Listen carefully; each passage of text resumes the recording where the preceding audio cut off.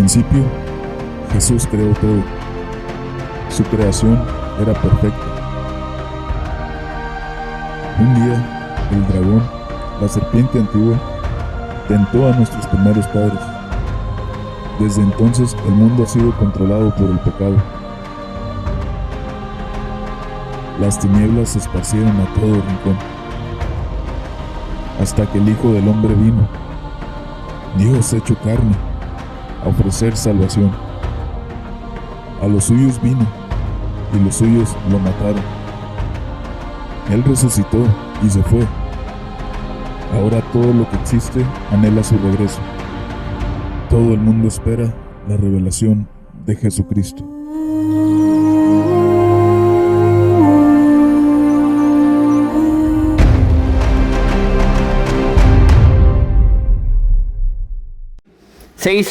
Y vi el Cordero, y vi cuando el Cordero abrió uno de los sellos, y oí a uno de los 4 seres vivientes decir con voz de trueno: ven y mira.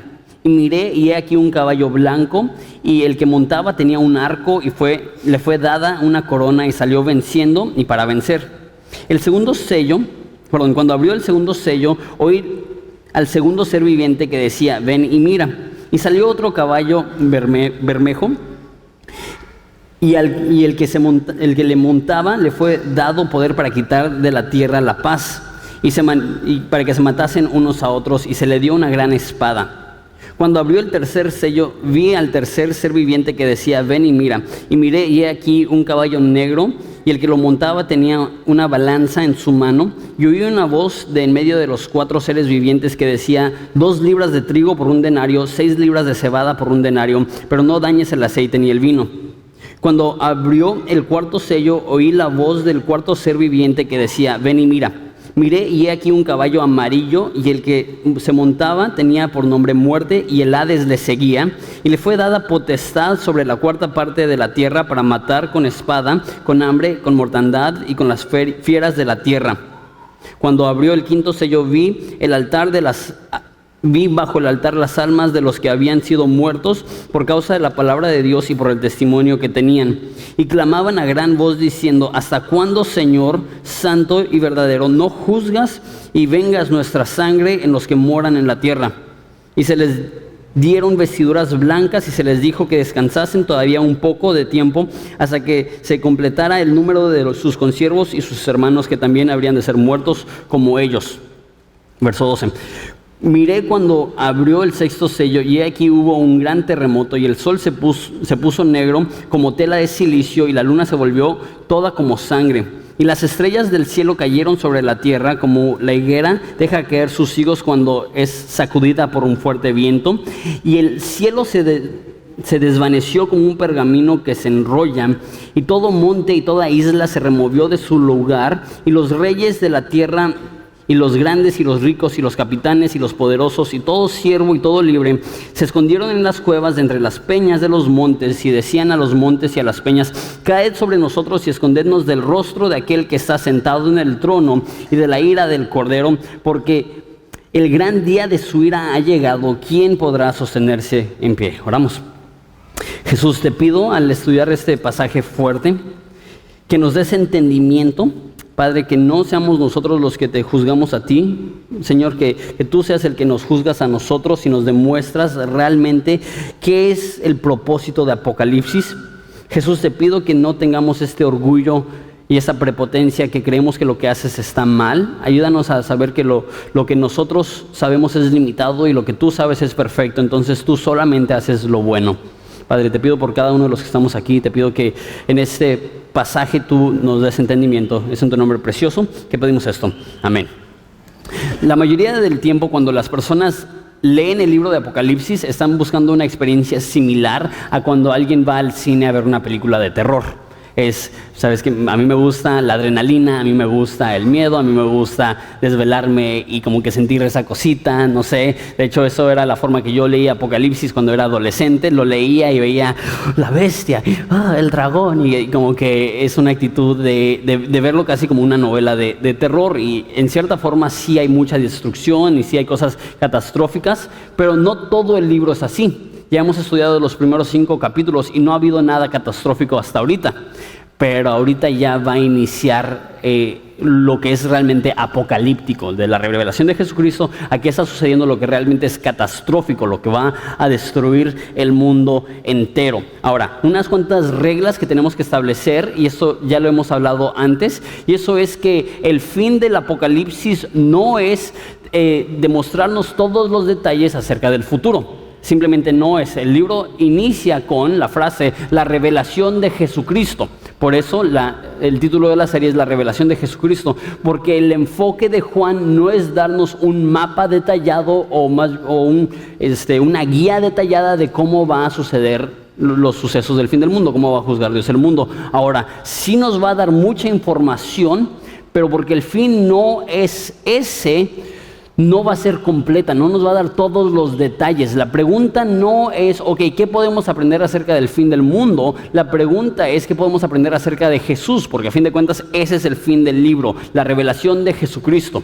Lo que hacen muchas personas es que especulan, adivinan y no realmente interpretan. Lo que queremos hacer es interpretar lo que está diciendo aquí, no añadirle, no agregarle. Y de hecho, un ejemplo de eso, ve conmigo por favor, versículo 1 y 2, dice: cuando vi cuando el Cordero abrió uno de los sellos y oí a uno de los 4 seres vivientes decir con una voz de trueno: ven y mira. Y miré, y aquí un caballo blanco, y el que montaba tenía un arco, y le fue dada una corona, y salió venciendo para vencer. La mayoría de comentarios que leí en este versículo 2, pasan muchísimo tiempo, y la mayoría de sermones que escuché pasan muchísimo tiempo explicando de cómo este es el anticristo, y va a ser de raíces europeas, y va a ser un tratado de paz en el Medio Oriente, y va a traer un tiempo de paz. Y yo digo, a lo mejor puede que sí sea así, y sí hay más información en otras partes del libro que indican que posiblemente sea algo así, pero es irresponsable solamente ver el versículo 2 y asumir todas estas cosas. Entonces nada más lo vamos a ver tal cual lo dice, no le vamos a agregar, no le vamos a quitar, simplemente vamos a ver lo que poéticamente y apocalípticamente está expresando aquí Juan. Entonces, lo primero que notamos en versículo 1 es que el Cordero abrió los sellos. Entonces, cada sello que se abre es un juicio que se desata. Y tenemos que entender que Dios es el que está haciendo este juicio. Si no me crees, mira versículo 16. Dice: y decían a los montes y a las peñas: caed sobre nosotros y escondednos del rostro de aquel que está sentado sobre el trono y de la ira del Cordero. Entonces, ¿quién es el que está derramando este juicio, esta ira, esta condenación, este castigo? Es el Cordero. Ahora vimos la semana pasada la importancia de este título, el Cordero, porque lo que nos demuestra es que Jesús juzga, pero antes de juzgar, Él mismo fue juzgado. Esa es la imagen de un Cordero que fue matado por nuestros pecados para pagar el precio de nuestras maldades. Entonces es de esta forma: antes de que Él juzga, Él ya fue juzgado. Antes de literalmente traer el infierno a la tierra y destruir a la humanidad, Él mismo sufrió en la cruz y está dando una escapatoria. O sea, cualquier persona que esté en este momento en la tierra no le puede decir: Dios, eres injusto. ¿Por qué? Porque Él ofreció la salida, porque Él ofreció salvación, porque Él ofreció librarnos del juicio venidero. Esa es la imagen del Cordero. Pero la realidad es que llegará el momento en el cual el tiempo se agotará, y esos son los juicios que Jesús derramará sobre la tierra. ¿Listos? El primero es un caballo blanco. El primer jinete es, dice el versículo 2, que alguien que andaba en un caballo blanco. Dice que el que montaba tenía un arco, dice que tenía una corona y que salió venciendo para vencer. Entonces, lo único que podemos hacer con esta información es que al parecer va a llegar un líder, porque los caballos blancos eran los caballos que usaban los reyes. Al parecer va a llegar un líder, y ese líder le va a ser dada una corona, entonces va a ascender al poder. También dice que tiene un arco, entonces es un rey guerrero, es un político guerrero. Y dice que sale venciendo y para vencer. Entonces no solamente es un guerrero exitoso. Ahora, más o menos la mitad de los comentaristas están divididos aquí. La mitad creen que esa es una mención de Jesús, que Jesús viene porque dice en otras partes de la Biblia que va a venir un caballo blanco, y aquí viene para hacer su juicio. Pero esto es diferente al Jesús que vemos en capítulo 19, que sí viene en un caballo blanco, pero no viene con un arco, viene con una espada, y no viene para que le den la corona. Él ya es el Rey de Reyes. Entonces, la mayoría de personas creen que ese es el anticristo. A lo mejor podemos deducir eso, pero así como mínimo va a surgir un líder que va a recibir poder, que va a ser victorioso en sus guerras y en sus conquistas, y va a ser una persona que es eso, que es un líder victorioso guerrero. Entonces, eso es el primer caballo, no tenemos mucha información acerca de él. Segundo caballo y jinete. Cuando abrió el segundo sello, oí al segundo ser viviente que decía: ven y mira. Y salió otro caballo, bermejo. Bermejo significa rojo, específicamente rojo como sangre. Entonces eso también nos demuestra que esto posiblemente es más poético que literal. ¿Por qué? Porque no existen caballos color sangre, hay caballos como cafés, pero no rojos como la sangre. Entonces, aunque eso es cierto y eso es algo que él vio, probablemente es poético, que esos caballos representan algo. Entonces, un caballo bermejo, y eso también, el último caballo va a ser amarillo. Entonces, si no hay caballos rojos, menos hay caballos amarillos. Entonces, hay un caballo rojo como la sangre, y el que le montaba le fue dado el poder de quitar la paz de la tierra para que se matasen unos a los otros, y se le dio una gran espada. Entonces, al parecer, el segundo caballo que llega son guerras, donde ese jinete remueve la paz. Ahora, esto es interesante y casi irónico. ¿Cuántos ahorita sienten que el mundo está en paz? Prendes la televisión y ves guerras. De hecho, desde la Segunda Guerra Mundial, en 60 años, han habido 150 guerras. Ha habido mucha guerra. Entonces, ¿qué significa que va a quitar la paz? Que a comparación de lo que va a suceder, ahorita estamos en paz. A comparación de las guerras que se van a desatar, ahorita estamos disfrutando de un tiempo de bonanza, de serenidad, de amistad, de fraternidad, de paz. Pero llega ese caballo y remueve la paz y dice que los unos se matan a los otros. Lo que posiblemente significa eso es que el humano va a perder todo sentido de honor y respeto por otros humanos, y ya no le va a costar nada matar. Ahorita hay personas así, ves sicarios, ves narcotraficantes, que ya no les pesa, que ya está tan cauterizada su conciencia, que ya no les pesa matar a otros seres humanos. Al parecer así va a ser en toda la tierra, y las personas simplemente se van a estar matando por alguna discusión que hubo. Entonces, ese es el segundo caballo. Tercer caballo y jinete, dice: y cuando abrió el tercer sello, oí al tercer ser viviente que decía: ven y mira. Y miré, y he aquí un caballo negro. Negro representa probablemente temor o las hambrunas que van a ver. Y dice: y el que montaba tenía una balanza en su mano. Ahorita explico esto. Y oí la voz en medio de los cuatro seres vivientes que decía: 2 libras de trigo por un denario y 6 libras de cebada por un denario, pero no dañes el aceite ni el vino. Entonces llega el tercer jinete en un caballo negro y dice que llevaba una balanza. Esta es una pesa. Eso es el símbolo antiguo de la economía. Lo que pasaba es, antes no existían monedas ni billetes. De hecho, eso se creó alrededor del tiempo de Jesús. Pero antes lo que hacías es que tenías una pesa y pesabas cierta cantidad de trigo, y con la misma báscula pesabas X cantidad de oro y se hacía un intercambio. Entonces, las pesas representaban la economía. Entonces, al parecer, con ese tercer jinete que llega, va a haber un cambio drástico en la economía, a tal grado que dice que 2 libras de trigo será por un denario. 2 libras del trigo es lo que se consideraba lo necesario para sustentar a un hombre por un día. Suficiente pan para que un hombre pueda comer un día. Y un denario es el salario de un día de alguien que trabaja en construcción. Entonces, el equivalente para nosotros, si trabajas en construcción, lo mínimo que vas a ganar en un día de trabajo son 200 pesos. La mayoría ganan como chalanes 250, 300 pesos, hasta 400 pesos. Entonces, la comida de un día va a costar eso. Velo de esa forma. ¿Qué pasaría en México si el kilo de tortillas subiera de lo que cuesta ahorita a 200 pesos? ¿Qué le pasaría a la gente pobre? No solamente a la gente pobre, toda la economía nacional sería un caos. Ahora imagínate eso a nivel nacional.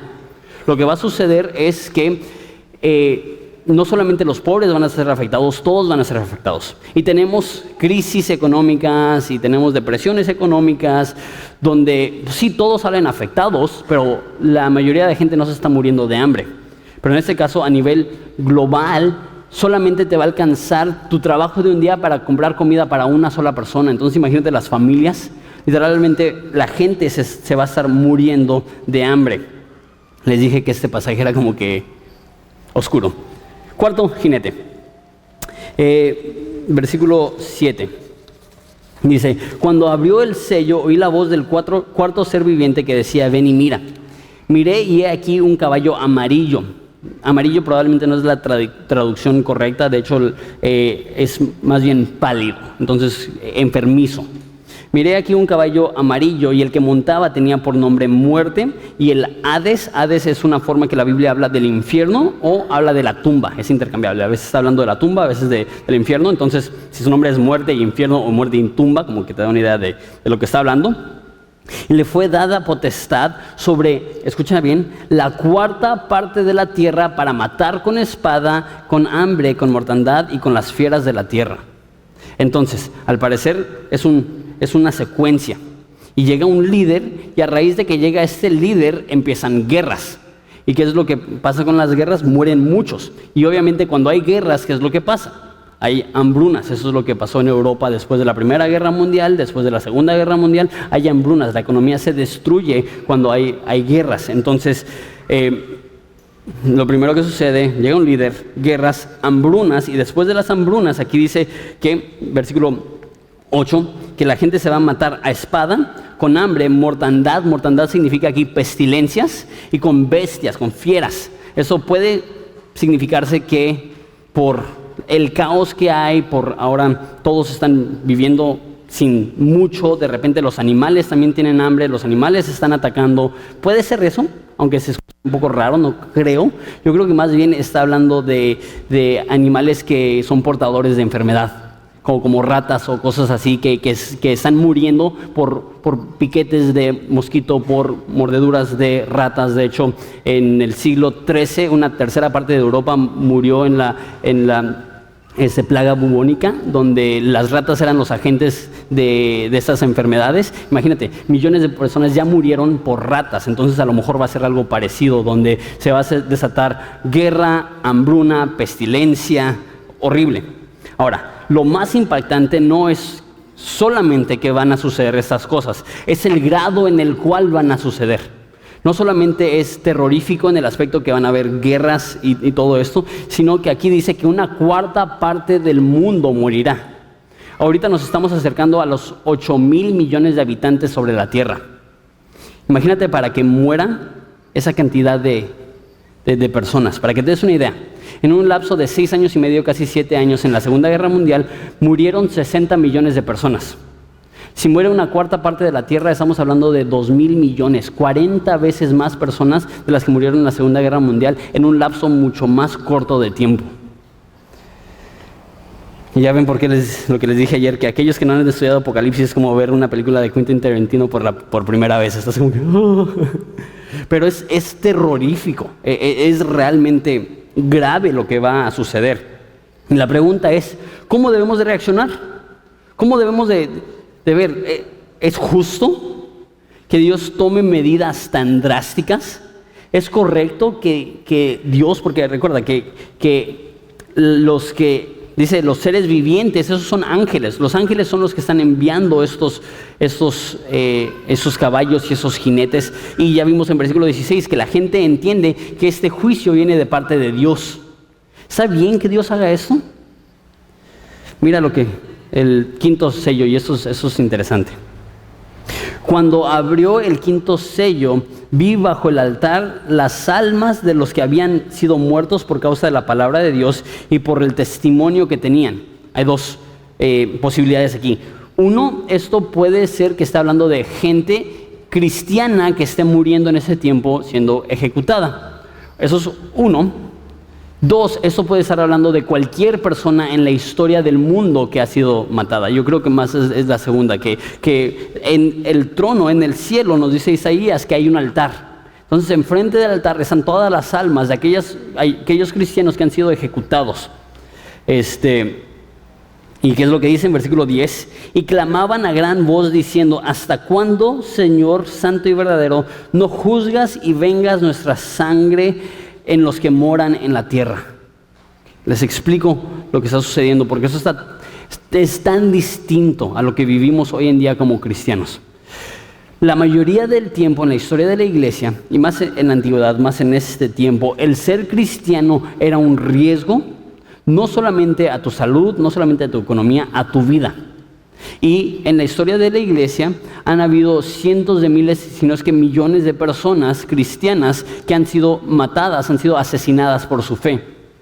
Lo que dice la Biblia en varios pasajes, si podemos pasarlos por favor, Romanos 12, 19, dice, no os venguéis a vosotros mismos, amados míos, sino dejad lugar a la ira de Dios, porque escrito está, mía es la venganza, yo pagaré, dice el Señor.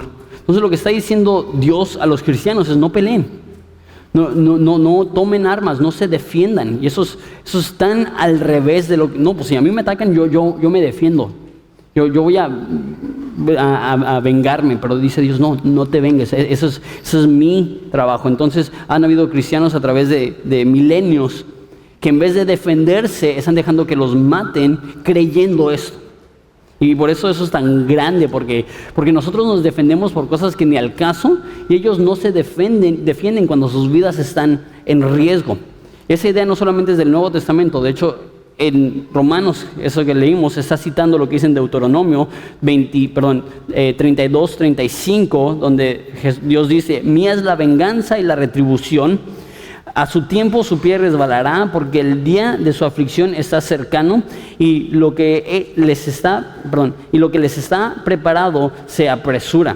Igual dice en Salmos 94:1, hablando acerca de Jehová, dice Jehová Dios de las venganzas, Dios de las venganzas. Ese es el título que le da David a Dios, porque él entiende, necesito que alguien me vindique, necesito a alguien que me defienda, necesito a alguien que me vengue, que vengue mi muerte. Entonces hay probablemente cientos de miles, si no es que millones de almas, y le están diciendo a Dios, ¿hasta cuándo no vas a juzgar? ¿Cuánto tiempo vas a esperar? Ahora lo interesante es que ya murió una cuarta parte del mundo. Pareciera que ya empezó el juicio. Y no los quiero asustar, pero es parte de... Los sellos es lo más light del juicio de Dios. Se va a poner muchísimo peor. Y ellos entienden eso. Y ellos le están diciendo a Jesús, llega lo bueno. Ya destrúyelos. Y a lo mejor tú dices, ¿qué actitud tan anticristiana? ¿Cómo que vénganos? ¿Cómo que desata tu ira sobre ellos? Eso está mal, ¿no? Y el motivo que creemos eso es porque tenemos vidas tan cómodas, tan fáciles. Ahorita estamos viviendo una de las peores matanzas en la historia de la humanidad contra los cristianos. Ahorita, en esas semanas, llegó a Irak un gobierno extremista musulmán que se llama ISIS, y su meta era exterminar a los cristianos. Entonces le dio a los cristianos dos opciones. Tres opciones. O te conviertes a Islam, te vas de nuestro país o te matamos. De una población de 1 millón de cristianos en Irak hace unas semanas, hoy ya no hay cristianos, o hay muy pocos. El 90% de ellos, 900,000, huyeron, se fueron. 5% han sido convertidos al Islam, negaron la fe y se convirtieron, y el 5% han sido ejecutados. Esa es una imagen de un camión lleno de cristianos que está yendo a su asesinato. De hecho, es parte de un video, lo vi en preparación a esto, y es de lo más trágico que he visto. Como dice la Biblia de Jesús, que Él fue como oveja al matadero. Cuando matas a una oveja no rezonga, no grita, no llora. Así también los cristianos están siendo llevados como animales para ser asesinados. Te digo, en las últimas semanas, miles. ¿Y cuál es el método de ejecución? Cuando son así masivas, los ponen todos y un balazo a la cabeza de cada uno. Cuando no son tan masivas, para infundir aún más temor, les cortan la cabeza, y eso incluye a mujeres y niños. Están poniendo la cabeza de niños cristianos en los parques de Irak para intimidar a los cristianos que se conviertan al Islam, a ser musulmanes. No te estoy hablando de hace 1000 años. Estoy hablando de hace minutos. Estoy hablando de hace semanas. Este video se grabó hace 6 días. Y en ese video probablemente mataron unas 200 personas. Y entendemos por qué. Vénganos. ¿Hasta cuándo? Venga nuestra sangre. Y a nosotros se nos hace raro porque a nosotros nos miran mal y ya nos estamos quejando. Hablan mal de nosotros y ya para nosotros es el fin del mundo. Esas personas no están maldiciendo, no están rezongando, están abrazados esperando su ejecución, orando. Esa marca es en árabe la N, que están usando para marcar las casas de todos los cristianos que se fueron. N por el Nazareno, Jesús. Y cualquier persona que entra a una casa con esta marca es ejecutado ahí mismo. Porque lo que están diciendo es a los cristianos, ni se te ocurra regresar. Y cualquier persona que entra a estas casas en ese momento es ejecutado. Miles de personas en las últimas cuantas semanas están muriendo. Y ellos creen. No pagues mal por mal. Ellos creen. Dar lugar a la ira de Dios. Y ellos están ahí y no están maldiciendo. La historia de la iglesia nos cuenta un suceso. Uno de los métodos que usaban los romanos para torturar, particularmente en las partes de Alemania donde hacía más frío en el Imperio Romano, es que desnudaban a los cristianos e iban a una laguna congelada y los sentaban en medio de la laguna. Obviamente, si alguna vez has tocado hielo, sabes lo intenso y doloroso que es. Y en ese momento están desnudos, están en hielo, no hay forma de protegerse y está ardiendo literalmente su cuerpo. Y en ese momento la mayoría de criminales daban insultos y los cristianos no. Los cristianos se abrazaban y oraban. Nos cuenta la historia de la iglesia que en una ocasión uno de los soldados fue tan conmovido al ver a los cristianos no rezongando, no pagando mal por mal, acurrucados, abrazados, orando, que él se quitó su casco, pone su lanza en el piso, se desnuda y va y se sienta con ellos, porque él dice, ellos mueren de otra forma. He visto cómo mueren cientos de personas, pero no mueren con esa esperanza. Hay historias del Coliseo, que las personas, los gladiadores, los armaban, iban a pelear y los cristianos no peleaban. Los cristianos tiraban la espada, esperaban que llegaban los gladiadores y los mataban. A tal grado que ya no era entretenimiento, y lo que hicieron es que pusieron leones con ellos. De hecho, ahí surgió echarlo a los leones, porque los cristianos no estaban dispuestos a pelear como gladiadores. Entonces, porque ya no había entretenimiento, mejor los aventaban con leones hambrientos. Esto es el estado actual del cristianismo. Y vivimos un cristianismo súper cómodo. No estoy diciendo que es malo, Dios es muy bueno. Eso es muy bueno, que nos ha librado de muchas de estas cosas. Pero creo yo, y está fuerte, y me incluyo en esto, que la iglesia occidental se tiene que arrepentir y nos debería dar vergüenza la actitud que tomamos en la dificultad. No estamos pasando nada a comparación de ellos. No estamos pasando nada. Y ellos no se quejan.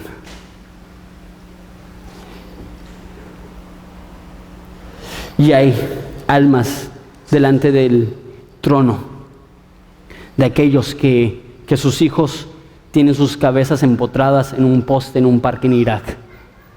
Piénsalo, ¿tienes hijos? Estaba leyendo esa historia y mi hijo estaba dormido junto a mí. Imagínate que llegan, ponen al papá sopas, al hijo, a la esposa.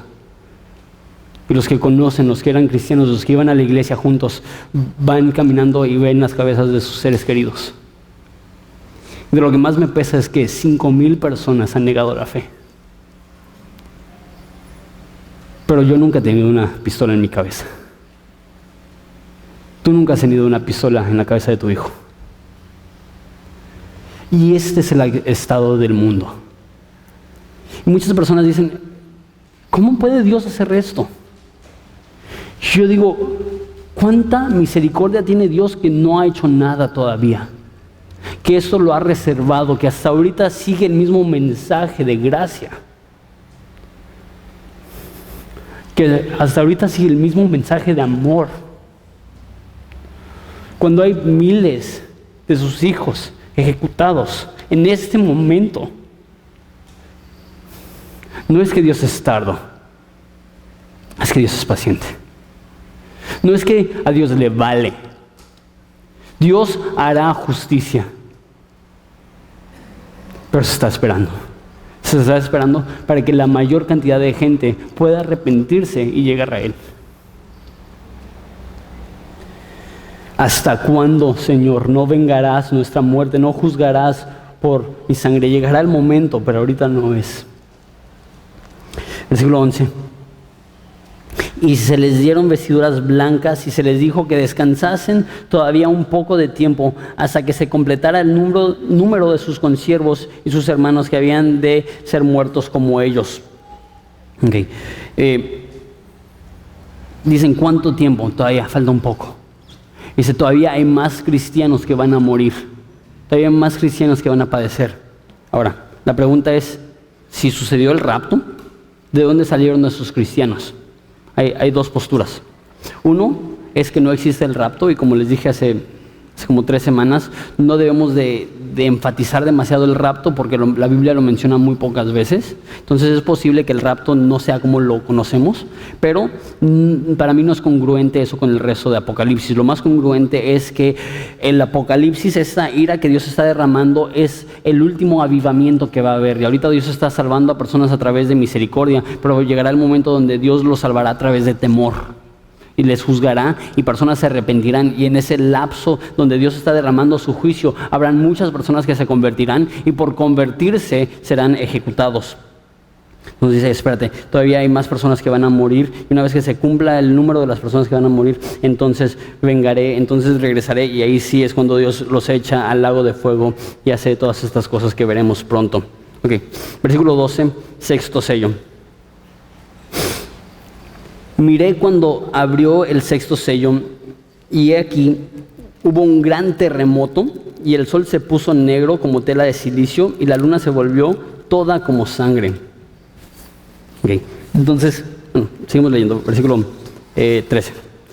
Y las estrellas cayeron sobre la tierra como la higuera deja caer sus higos cuando es sacudida por un fuerte viento, y el cielo se desvaneció como un pergamino que se enrolla, y todo monte y toda isla se removió de su lugar. Entonces, al parecer, lo que sucede es que llega este sexto jinete, y lo que, más bien no hay jinete, se abre el sexto sello, y lo que sucede es que hay un terremoto. ¿Qué nivel de terremoto? Hay personas que creen que el Apocalipsis no es un libro profético, es un libro histórico que narra lo que pasó en el primer siglo cuando fue la destrucción de Israel y la destrucción del templo, y todas las imágenes es código que los cristianos estaban usando para comunicarse. Entonces no debemos de ver el Apocalipsis como lo que va a suceder, más bien como lo que sucedió. El único problema con eso es cuando en la historia de la humanidad ha muerto una cuarta parte de la población debido a guerra y hambruna. Cuando en la historia de la humanidad ha habido un terremoto que literalmente ha sacudido todas las islas y todos los montes de la tierra. Esto no creo que ya haya sucedido, no creo que sea código de algo que pasó hace 2000 años. Yo creo que más bien esto es una profecía de lo que sucederá en la segunda venida de Jesucristo, que va a haber un terremoto mundial. Ahora, imagínate la destrucción que hubo en la Ciudad de México en el 85, o en Haití en el 2009, o en Japón en el 2012. Imagínate eso a nivel mundial, donde cada zona urbana ha tenido todos sus edificios destruidos, donde hay millones de personas que han muerto y están desaparecidos y no los encuentran y están bajo todo el escombro. No solamente eso, dice en versículo 12 que se tapó el sol, que el sol se puso negro y la luna se volvió como sangre. No sé nada de ese tipo de cosas, pero muchos creen que el terremoto va a ser provocado por actividad volcánica y que por eso se oscurece el sol. Si has vivido en el sur, hasta la fecha pasa eso con el Popocatépetl, que suelta la ceniza y se tapa el sol. No solamente se tapa el sol durante el día, sino que en la noche la luna se ve roja. Entonces, a lo mejor eso explica por qué se tapa el sol y por qué la luna se convierte en roja por actividad volcánica. Y eso también podría explicar el terremoto mundial, que sea una explosión que sacude todo el planeta. Y también dice en versículo 13, que las estrellas del cielo cayeron. Eso probablemente no son literalmente estrellas, más bien son probablemente o meteoritos que se están estrellando con la Tierra, o si hay actividad volcánica y hay una erupción que de ese tamaño, a lo mejor lo que están cayendo son las piedras del volcán o algo así. No sé, una vez más, no sabemos, no da detalles, pero lo que sí da es una imagen interesante. Como la higuera deja caer sus higos cuando es sacudida por un fuerte viento. En el Instituto Bíblico tenemos una higuera, y lo que pasa con los higos es que cuando se van madurando se empiezan a cuartear, se empiezan a romper. Si tienes una higuera o has visto una higuera, sabes eso. Y si no los quitas, llega el momento donde el peso es demasiado, cae y explota. No es como una manzana que cae y se queda entera, porque la verdad la cáscara es muy frágil, cae y se desparrama. Ahora imagínate un árbol lleno de higos maduros que es sacudido y empiezan a caer y caer y caer como explosiones. Por eso probablemente está hablando de meteoritos. Entonces, ya pasaron las guerras, ya pasaron las hambrunas, ya pasaron las pestilencias, y ahora están pasando los sucesos naturales, los terremotos, los meteoritos. Y mira lo que sucede en versículo 15. Y los reyes de la tierra, y los grandes, los ricos, los capitanes, los poderosos, y todo siervo y todo libre se escondieron en las cuevas y entre las peñas de los montes.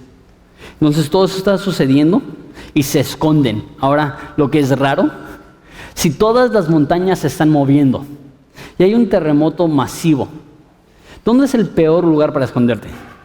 En una cueva. Ok, todos los cerros se están derrumbando y se esconden en cuevas. ¿Por qué?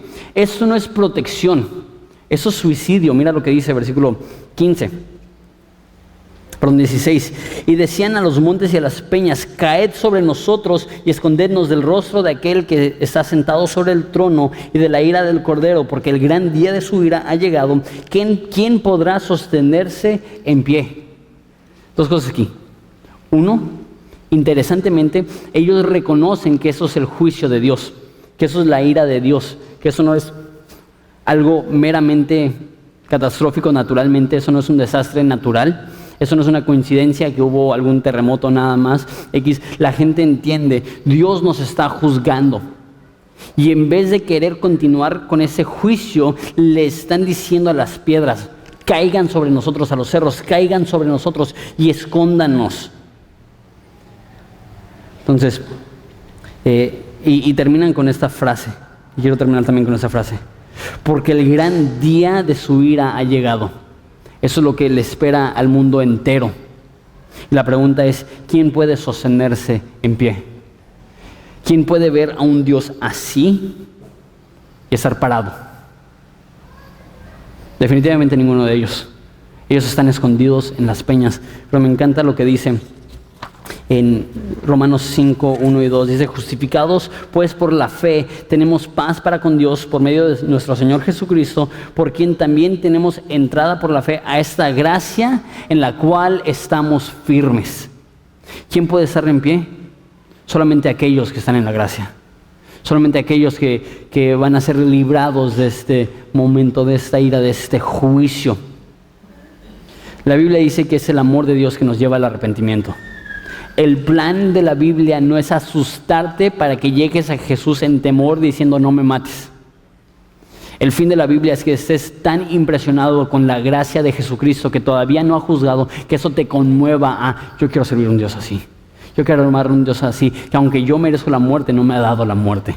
Eso es lo que enseña la Biblia, ese es el enfoque de la Biblia. Pero digo esto, también incluye Apocalipsis como una última advertencia: no quieres meterte con Dios.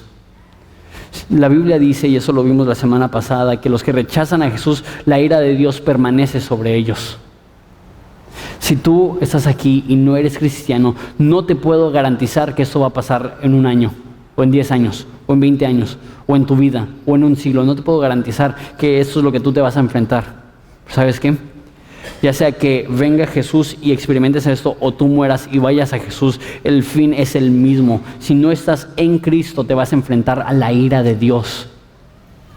Y dice la Biblia que es cosa temible estar en las manos de un Dios vivo. Se escucha bien loco. Se escucha como el tipo de cosas que ves en televisión y dices, ese cuate no está de acuerdo. ¿Cómo que esto va a suceder? ¿Cómo que meteoritos? ¿Y cómo que terremotos? ¿Y cómo que líderes? ¿Y cómo que guerras? ¿Y cómo que una cuarta parte del mundo? Por favor, eso es tonto. Esa es tu opción. Si tú quieres creer eso, puedes creerlo. Pero yo le tengo suficiente confianza a la palabra de Dios para creer que esto es cierto. Y que esto literalmente va a suceder. Y que hay un tiempo, un margen en el cual Dios te ha dado para arrepentirte, pero llegará el momento donde ese tiempo se agotará, ese margen se acabará y te tendrás que enfrentar a eso y no quiero. Llámame loco, llámame extremista. Yo creo que lo que la Biblia dice es cierto y yo creo que eso es lo que le espera a nuestro mundo. ¿Quién puede estar de pie? Tú y yo, si estamos en Cristo, podemos estar firmes en esta gracia. Eso es lo que quiero para cada uno de nosotros, que tomemos esta advertencia. Si estás aquí y no eres cristiano, ¿qué esperas? La neta, ¿qué esperas? No, es que quiero hacer ciertas cosas. La neta, si vemos esta imagen de personas que están siendo ejecutadas, no te estoy diciendo, ven a Jesús para que tu vida sea más fácil. Te estoy diciendo, no temas al que puede matar tu cuerpo, véase el diablo. Teme a aquel que puede destruir tu alma, véase Dios. No tengas miedo de lo que te puede pasar negativo en este mundo. Dice Dietrich Bonhoeffer que la invitación al cristiano es ven y muere. Soy harto de tantas iglesias que diluyen el mensaje de salvación a ven para que Jesús te haga más feliz. Dile eso a las personas que están encaramadas en un camión esperando su ejecución. Jesús no vino a darte una vida fácil. Vino a librarte de las garras, de la ira de Dios y a presentarte sin mancha, sin caída ante el trono. Un día todos estaremos en su presencia y habrán aquellos que estarán firmes. Dice Primera de Juan que podremos tener confianza en el día del juicio. Habrá otras personas que no tendrán esa confianza. No quiero que eso seas tú. No postergues la situación más importante de tu vida. ¿A qué Dios vas a servir? ¿A qué Dios vas a adorar? Esa es una invitación. Deja tu vida pasada, deja tu autosuficiencia, deja tu pecado. Eso es lo que es arrepentimiento. Arrepentimiento es decir, ya estuvo, ya basta, ya no soy mi propio Dios, ahora tengo un Dios y es Jesús, es el Cordero. Porque un día la ira del Cordero se derramará y todos pagarán. Justicia se hará, ya sea que justicia se hizo hace 2000 años en la cruz de Jesucristo, donde tus pecados son perdonados, o justicia se hará cuando Él regrese y Él castigue a la humanidad por todo lo que hemos hecho. No quiero que se queden fuera. No quiero que tengan esto. Yo quiero que ustedes puedan disfrutar de acceso libre al trono de Dios. ¿Les parece si nos ponemos de pie y oramos?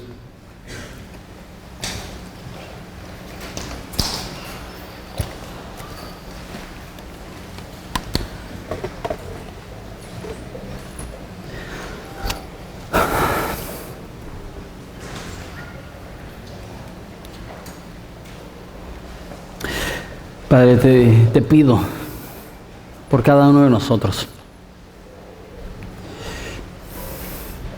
y me incluyo, somos dados a la cobardía, somos dados a lo que es más fácil, lo que es más conveniente. Ayúdanos a creer de tal modo que advertimos a los que están a nuestro alrededor. No queremos ser fanáticos. No queremos decir, ya para el martes es el fin del mundo y si no te arrepientes, Dios va a derramar su ira sobre ti. Pero que digamos, eso es cierto. Llegará el momento donde Dios juzgará al mundo, destruirá a las naciones, sacudirá al mundo con un terremoto global. Y no queremos estar del lado de su juicio, queremos estar envueltos en su gracia. Padre, si hay personas aquí que de manera rebelde han decidido ignorarte, Padre, te pido que rompas ese corazón duro y que les demuestres el camino de vida, que los atraigas a ti mismo, Padre, que ellos puedan decidir hoy mismo seguirte. Y te pido por nosotros que te conocemos, ¿cuánta chamba nos queda? No queremos que nadie en Ensenada tenga que sufrir esto. Entonces ayúdanos con urgencia a predicar las buenas noticias de un Dios que, aunque odia el pecado y tiene juicio que se está amontonando, ha sido paciente y hasta ahorita nos está mostrando su gracia y su misericordia para que podamos llegar a Él a través de su amor y no de su juicio. Ayúdanos a transmitir este mensaje a toda nuestra ciudad. Estamos agradecidos y es en tu nombre precioso que pedimos esto. Amén.